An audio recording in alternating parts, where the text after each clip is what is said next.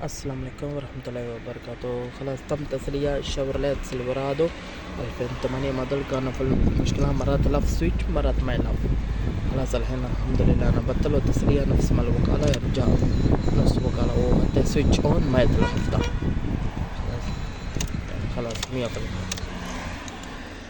نفس يرجع جديد مع الوكالة.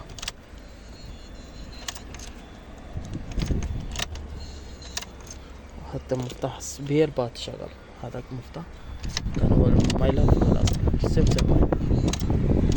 نفس ما الوكالة،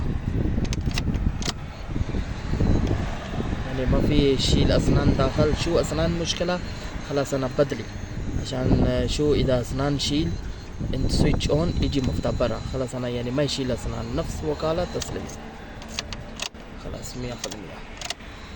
اي شيء استفسار تواصل معي واتساب.